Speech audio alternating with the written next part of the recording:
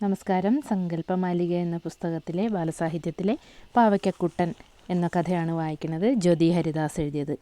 അച്ഛാ, മഴയൊന്ന് തൊട്ടോട്ടെ ഞാൻ. ചോദ്യം കേട്ട് പിന്തിരിഞ്ഞു നോക്കിയ ഹരിക്ക് ചിരി വന്നു.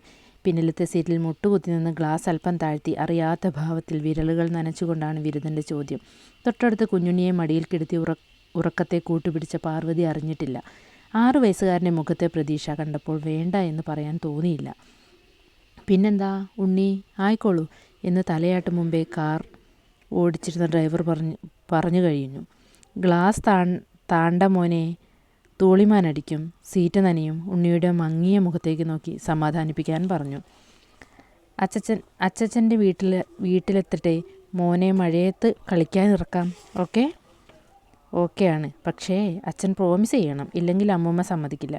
ശരി ഉണ്ണി, പ്രോമിസ്. ഇനി മോൻ ഗ്ലാസ് പൊക്കി വെച്ച് സീറ്റിൽ നേരെ ഇരിക്കൂ. ഇങ്ങനെ ഇരുന്നാൽ ബ്രേക്ക് ചവിട്ടുമ്പോൾ നീ താഴെ കിടക്കും. പറഞ്ഞിട്ട് നോക്കിയത് കണ്ണു തുറന്ന പാർവതിയുടെ മുഖത്താണ്. എത്താറായോ എന്ന ചോദ്യത്തിനൊപ്പം തന്നെ അവൾ ഉണ്ണിയെ പിടിച്ച് നേരെ എത്തുകയും ചെയ്തു. അമ്മയുടെ ബലപ്രയോഗത്തിൽ മനസ്സില്ലാ മനസ്സോടെ ഇരുന്ന ഉണ്ണിക്കുട്ടൻ കയ്യിൽ പതിഞ്ഞ തണുത്ത വെള്ളം നാക്കിൽ തൊട്ട് നോക്കി. നല്ല തണുപ്പ്, നല്ല സുഖം.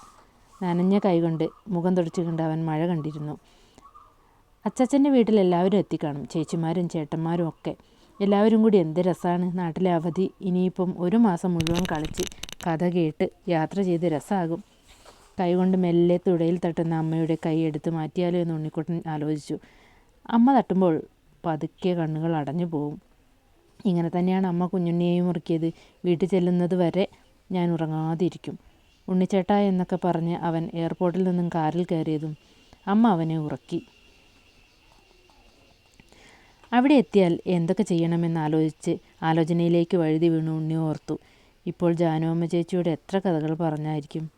രാത്രിയായാൽ ജാനുവമ്മ അത്താഴം കഴിഞ്ഞ് അടുക്കളയിലൊക്കെ തീർത്ത് ഊണുമുറിയിലേക്കുള്ള കട്ടിലിൽ കിടക്കാൻ വരുമ്പോഴേക്കും കുട്ടികളെല്ലാവരും ഹാജരായിരിക്കും. കഴിഞ്ഞ തവണ പറഞ്ഞു തന്ന കഥയൊക്കെ ഇപ്പം മറന്നുപോയിരിക്കുന്നു. അതിൽ പാവയ്ക്കക്കുട്ടൻ്റെ കഥ മാത്രം നല്ല ഓർമ്മയുണ്ട്. ജാനുവമ്മയെ കൊണ്ട് എത്ര തവണ പറയിച്ചു ആ കഥ.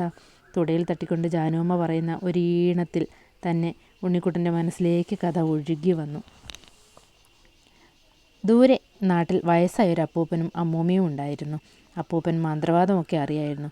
വീട്ടിൽ ഒറ്റയ്ക്കാണെന്ന് എന്നും പരാതി പറയുന്ന അമ്മൂമ്മയൊന്ന് സന്തോഷിപ്പിക്കണം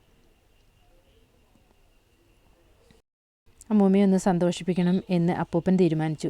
ഒരു ദിവസം ചന്തയിൽ പോയി വേണ്ട സാധനങ്ങളൊക്കെ വാങ്ങി വന്ന കൂട്ടത്തിൽ അപ്പൂപ്പൻ നല്ല മുഴുത്ത ഒരു പാവയ്ക്കയും കൊണ്ടുവന്നു. വൈകുന്നേരം അമ്മൂമ്മ പാവയ്ക്ക എടുത്ത് മുറിച്ചപ്പോൾ പാവയ്ക്കയുടെ ഉള്ളിൽ നിന്നും പെരുവിരൽ വലുപ്പത്തിൽ ഒരു കുഞ്ഞു പുറത്തേക്ക് ചാടി വന്നു. പാവയ്ക്കയുടെ ഉള്ളിൽ മടങ്ങിക്കിടന്നുകൊണ്ടാവണം അവന് നേരിയ വളവുണ്ടായിരുന്നു.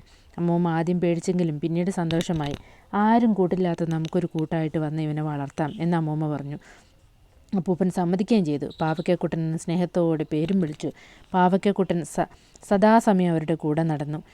കുറേശ്ശെ വളർന്നു വന്ന് അവൻ എന്തിനാണ് അവനെ കാണുന്നത്, മറ്റുള്ളവർ ഇത്ര ചിരിക്കുന്നതെന്ന് മനസ്സിലായിട്ടില്ല. ശരീരത്തിൻ്റെ വളവ് അവന് മനസ്സിലായില്ലല്ലോ. സ്വന്തം പേര് തീരെ പിടിക്കാതിരുന്ന അവൻ പേര് മാറ്റണമെന്ന് വാശി പിടിച്ചു. അമ്മൂമ്മ അവനെ പൊന്നുണ്ണി എന്നും പേര് വിളിച്ചു. പക്ഷേ പേര് മാറി പൊന്നിൻ്റെ തിളക്കമുള്ള പേര് വന്നിട്ടും. ബാക്കി നമുക്ക് അടുത്ത ദിവസം കാണാം.